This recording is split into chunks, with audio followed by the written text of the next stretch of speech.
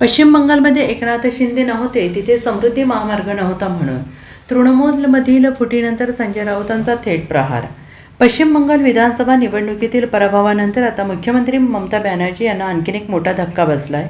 तृणमूल काँग्रेस पक्षात मोठी फूट पडलेली असून पक्षाचे बंडखोर खासदार केंद्रीय मंत्री भूपेंद्र यादव यांच्या निवासस्थानी झालेल्या बैठकीनंतर थेट nationalist citizens party of India या पक्षात विलीन झाले आहेत आणि हे खासदार आता NDAला पाठिंबा देणार असल्याचं समोर आलेलं आहे. या संपूर्ण घडामोडींवरून शिवसेना ठाकरे गटाचे खासदार संजय राऊत यांनी भाजपसह उपमुख्यमंत्री एकनाथ शिंदे यांच्या गटावर अत्यंत तीव्र शब्दात निशाणा साधला आहे.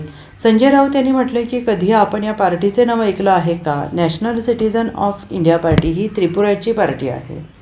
या पार्टीला संपूर्ण त्रिपुरामध्ये 862 मते मिळाली आणि पश्चिम बंगालमध्ये या पक्षाने काही जागा लढवल्या.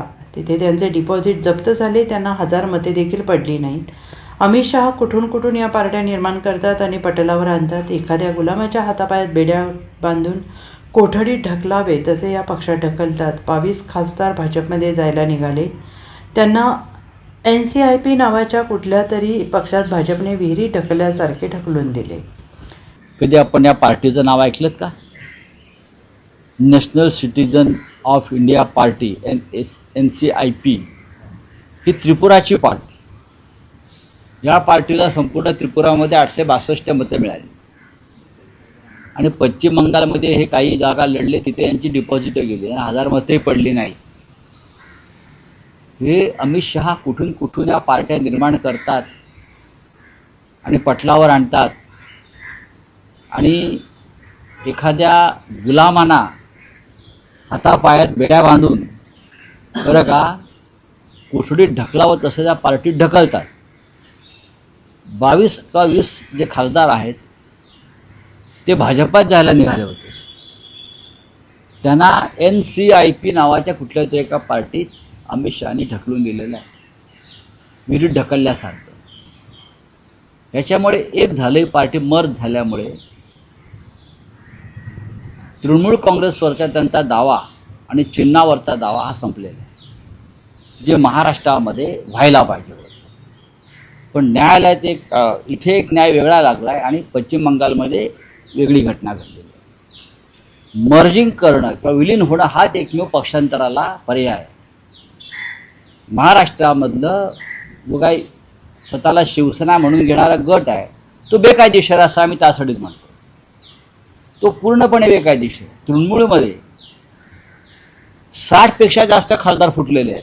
इकडे शिवसेनेचे एवढे फुटले नव्हते आमदार आणि 20पेक्षा जास्त खासदार फुटलेले आहेत. तरी त्यांना एका पक्षामध्ये विलीन व्हावं लागलं आपल्या खासदारका वाचवण्यासाठी. आणि महाराष्ट्रामध्ये तुलनेत कमी आकडा असताना सुद्धा आजही ते शिवसेना म्हणून मिरवत आहेत. हे दुर्दैव आहे. याचं कारण असं आहे, महाराष्ट्राच्या नेत्यांचा दिल्लीमध्ये पैशांचा ओघ जास्त गेला. पश्चिम बंगाल तुलनेत गरीब राजकारणी असल्यामुळे, तिथे कोणी एकनाथ शिंदे नसल्यामुळे,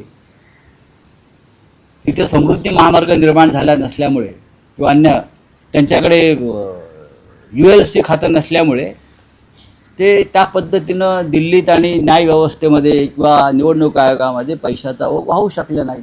त्याच्यामुळे त्या गरीब बिचारांना, आमदार खासदारांना कुठल्या तरी NCIP पक्षात ढकलून भाजपवाले मोकळे झाले. जर त्यांच्याकडे तेवढे पैसे असते आणि पैशाचा वापर झाला असता तर तृणमूल पक्ष आणि चिन्हही त्यांना मिळाला असता. पण हा जो निर्णय घेतला आहे मनसेचा, याचा आमदारकी भविष्यात कायदेशीर लढाई ही पहिल्या दिवशीच आमची सुरू झाली आणि तेव्हाच आम्हाला विजय मिळाला पाहिजे होता. तेव्हाच तृणमूल फुटेपर्यंत वाट बघायची गरज नव्हती. तृणमूलच्या इतक्या आमदारांनी आणि खासदारांनी त्यांची खासदारकी वाचवण्यासाठी एका अशा पक्षात प्रवेश केला ज्या पक्षाचं अस्तित्वच नाही. पण या इथे मात्र तुम्हाला मूळ शिवसेना आणि मूळ चिन्ह दिलं, मूळ राष्ट्रवादी काँग्रेस आणि त्यांचं चिन्ह दिलं. हे देशाच्या न्यायव्यवस्थेतली, कायद्यातली आणि निवडणूक आयोगातली ही तफावत पहा न्याय देण्याची. Bureau report SBN Marathi, Mumbai.